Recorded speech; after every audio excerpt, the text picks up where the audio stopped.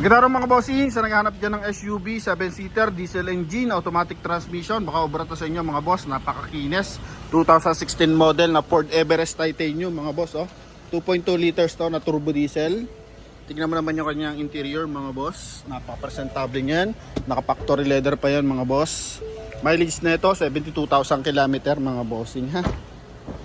Ito yung kanyang second row. May armrest na rin mga bossing ha. Yan. Then, naka-Cylon Tars yan na Series 2023. So, mamaya explain natin lahat. Ikutan ko lang ng bagya. So, may reverse parking camera, reverse parking sensor, mga boss. 100% na hindi binaha. Then, price lang natin dito, mga bossing. Only 675,000, mga boss. Kasama na dyan yung transfer of ownership. Kaya sa mga nagkaka-interest, eto, gagawa natin ng full review, mga bossing, no? Yan. Dito muna tayo sa ating front area. Yan, sorry. Ayan. So, coding na ito is Thursday, mga boss. Sunset red ang kulay nito mga bossing ha. Yan, sa mga hindi familiar sa color, ito sunset red, naka projector headlight mga boss. Unahin natin yan. So walang basag yan mga bossing, magkabilaan. Then dito naka chrome yung kanyang front grille. Okay, then sa babang part mga bossing is meron siyang kulay silver na accent. Then meron siyang sensor mga boss.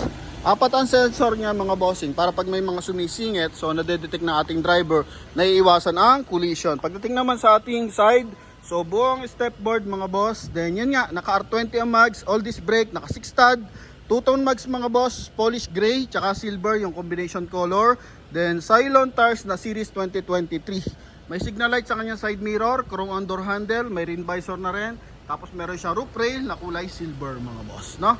Then, eto, 2.2 liters na turbo diesel, 6-speed automatic transmission. Pasukin natin sa loob mga boss na makita natin ang kisig nito. Magandaan dito mga boss, sobrang lambot ng kanyang steering wheel mga bossing. Mapababae, mapalalaki, mapanyuli driver, so sarap gamitan talaga. May seal guard ng Ford Everest mga boss, gumagana yung power seat. Yan mga bossing. Okay, tapos naka-factory leather mga boss, no? Magkabilaan yan mga bossing, talagang as in presentable to. Ang mileage natin dito 72,458 km mga boss. Naka 2D na audio system. Check natin yung kanya reverse parking camera, so gumagana mga boss, no? Then dito naka leather ang ibabaw. Yan mga bossing, hinala natin ha.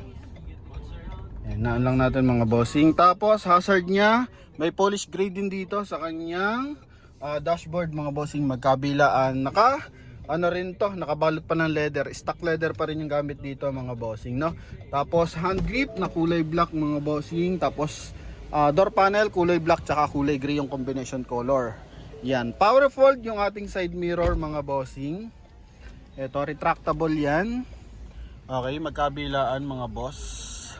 Then same time syempre power adjust din yan mga boss, no? Okay, then dito rin.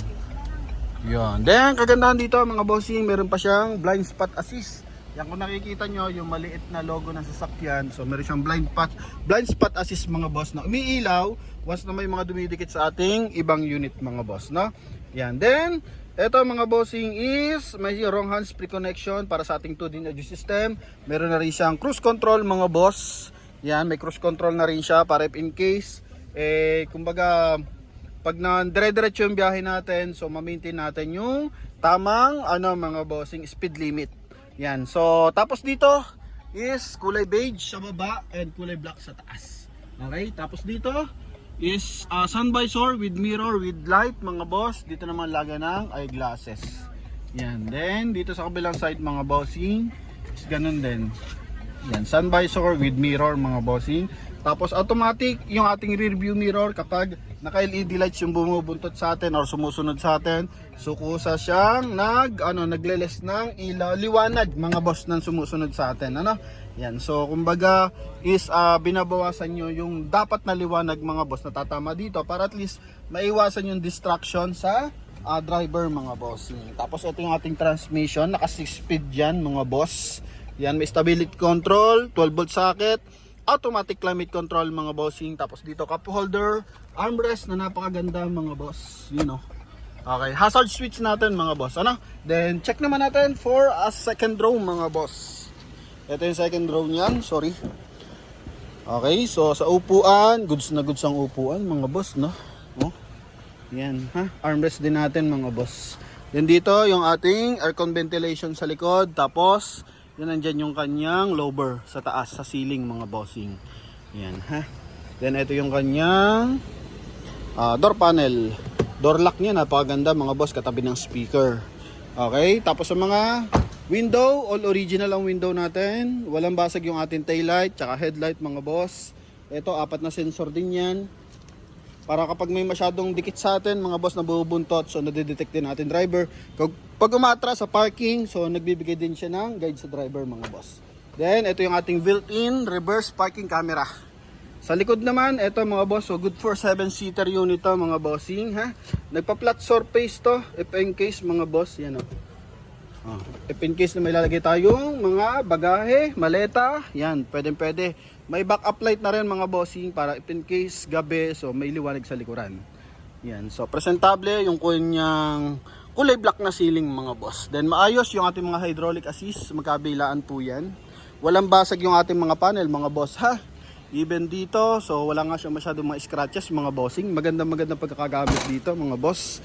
Sa gulong natin, 85% red light pero series 2023 ay yung ating gulong mga boss. Tapos, dito sa ating step board, magkabilaan, wala siyang dent or wala siyang malalim na gasgas mga bossing, no? Yan. Then, ito yung kabilang side. Okay, maayos pati leather, armrest mga bossing. Dito rin, all goods mga boss. So, malalait na lang natin dito. Ito, papatahi lang natin to mga boss, oh. Natanggal lang siya mga bossing, pero the rest, maayos yung kanyang pagka-leather. Papaipit lang natin to na maganda mga boss. Okay, yan. So, yun lang. Kung hindi naman kayo maselan, pasok na pasok sa inyo yan. Kagandahan dito, yung kanyang floor matting, stock pa since 2016 mga boss. Then, ito rin yung kanyang front area. Hazard natin para makita natin yung signal light. Dito mga bossing, may stretch mark na maliliit, sorry. Yan, stretch mark na maliliit pero wala pa siyang punit mga boss. Okay, kaya all goods pa rin to mga bossing. Yan, hanggang daw Everest. Tapos dito, kulay gray. Wow, ang ginis. Ang angas ng dating dito.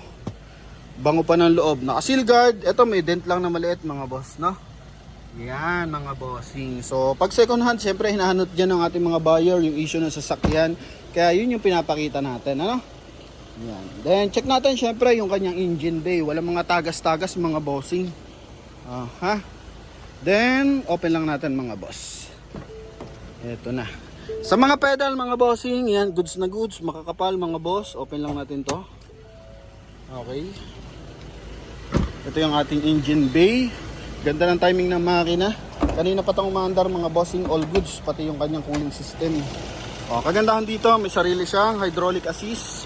Para at least hindi siya buwabagsak kung sakasakali mga bossing, no? Then, naka Motolite Gold ang gamit nating baterya. Wala mga tagas yan, may mga markings pa nga. Yan mga boss, even dito, so wala siyang mga tagas mga bossing. And goods, wala rin mga punit yung kanyang mga panel. Even dito mga boss, ayos na ayos.